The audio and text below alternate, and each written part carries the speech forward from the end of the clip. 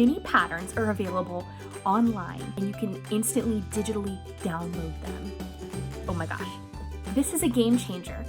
If you have a tablet or a phone where you can pull up PDF files, you can actually follow your chart, and there are cross-stitch programs, and you can highlight on your device what you've stitched without ever printing out the pattern.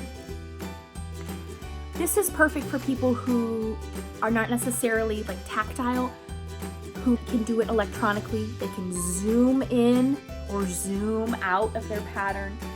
It's lit, meaning say you're in a less than a desirable location for lighting, you can see the colors or the markings on your pattern. I am a tactile learner.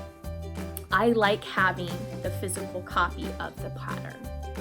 But again, you find what's the most comfortable for you. You can do a working copy of your pattern and mark off here on paper.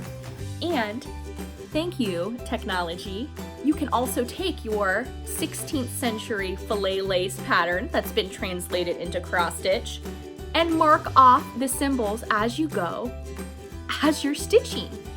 This is in the notes program. And I picked a highlighter. I can zoom in.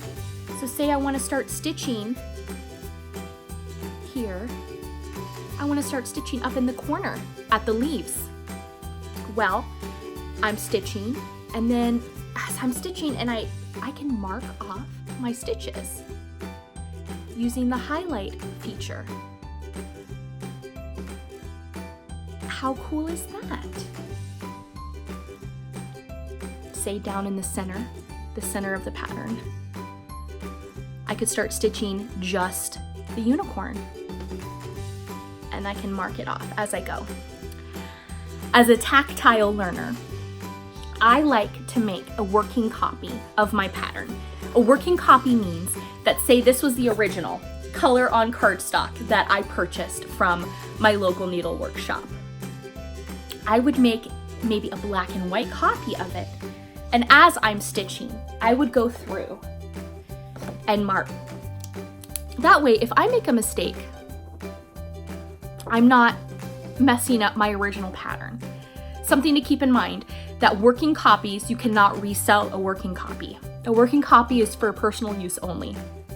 Once you're done with it, the general rule is to recycle it, shred it. Another thing to think about when you're reading a pattern is that there might be some special instructions or special things for how to stitch the charted pattern. And that is a lot of times where the directions from the artist or the designer come in. This pattern I translated into counted cross stitch. I had done some test stitching on the very corner, like the selvage edge, to see what colors I liked best on this color fabric because it is bright. Then I added the Halo Shimmer metallic thread to the flower, to the unicorn's horn, and to some of the leaves. The Halo Shimmer here is the metallic thread. Now these are not 12 weight blendable or petites. However, I used 2 strands of these mixed with the 12 weight to create this blended iridescent look to it. Just by looking at my pattern, I wouldn't necessarily know that these flowers had the blendables. So that's where good instructions come in. Well, what if you don't have instructions? Use your best judgment and have fun. That would be my number 1 rule. You are an artist. If you are stitching, you are creating something probably beautiful. And you have to enjoy your work. That's all there is to it. Now, sometimes your work, it can be frustrating because you make a mistake and you have to frog. And frog means like rip it out, rip it. You might need either a seam ripper or some really sharp scissors to cut your threads, remove, and start over. Just know that there are options if you like electronic where you can stitch and mark off as you go. Bye.